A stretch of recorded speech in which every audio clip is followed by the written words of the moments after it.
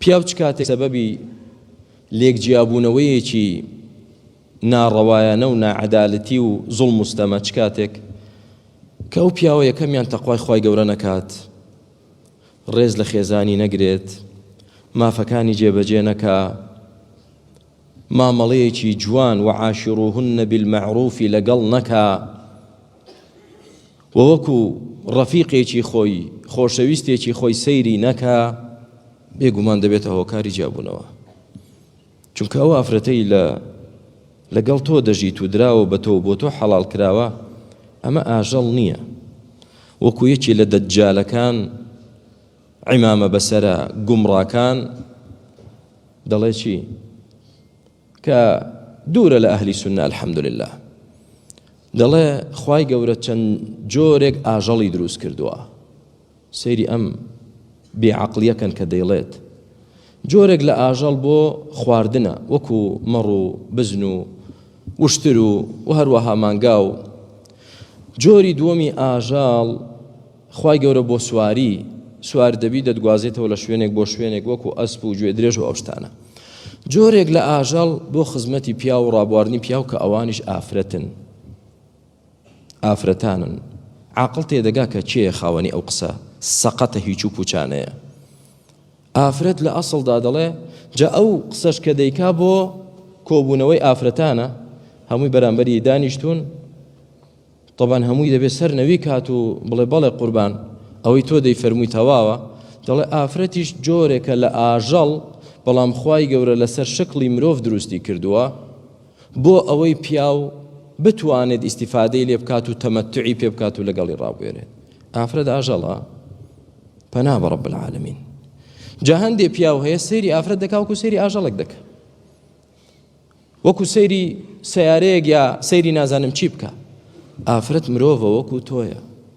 النساء شقائق الرجال. پێغەمبەری خوا عەلەیهی سەڵام فەرمێ ئافرەتان خوشتی پیاوانن.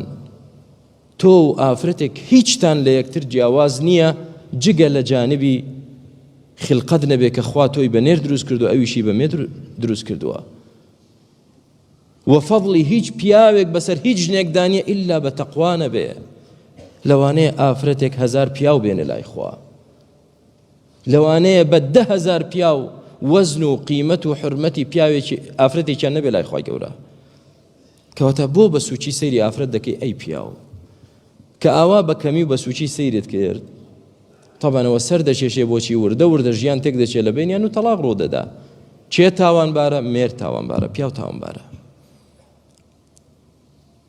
ناڵین سیرکردنی ئافرەت بەڕێزەوە یعنی حڕیەتیکی بەرەڵای پێ بدە، نه، عەیبە پیاو نەبێت.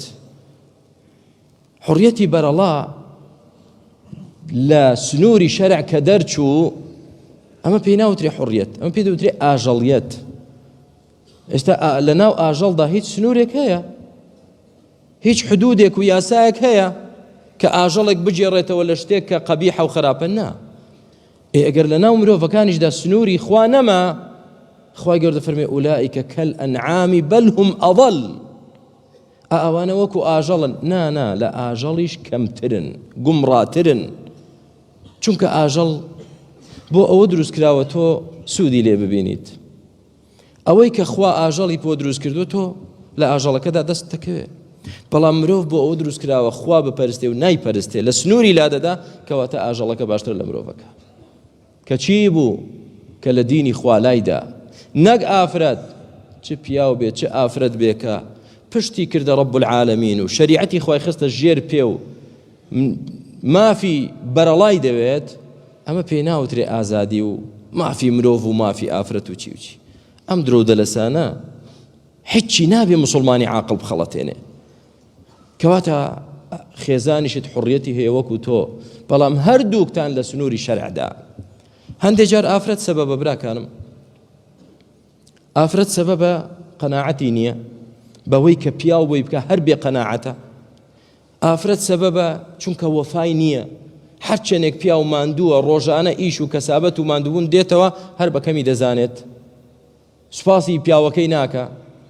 ڕۆژێک لە ڕۆژان شتێک لە پیاوەکەی ببینێ ئەوە دنیای لەسەر هەڵدەستێنێ دەڵێ قەت خێرم لە تۆ نەبینیوە غیرەیەکی لە حەد بەدەر دڵپیسی لە مێردەکەی دەبێتە سەبەبی تەلاق و جیابوونەوە هەڵنەستان بە مافە شەرعیەکانی ئەو ئافرەتە کە حەقی مێردەکەی لەسەر حەقەکان جێبەجێ نەکا دەبێتە سەبەبی جیابوونەوەی ئەوانە هۆکارن و هیچ تریش لە هۆکارەکان ئەوەیە کە ئافرەتیش بوو بە تاجیرە و بازرگان بوو بە خاوەنی معاملات و تیجارات ئەو کاتە بێ پێویست دەبێت لە مێردەکەی ئەو کاتە جیابوونەوە زۆر بە ئاساندا دەنێت ئەمڕۆژ تیجارەت و بازرگانی ئاسانە هەر بە مۆبایلەکە دەتوانی بیکەیت هەر لە ئۆنلاینەوە یەکسەر دەتوانی بیکەیت و شت بکڕیت و شت بفرۆشیت و بێ پێویست دەبێت لە مێردەکەی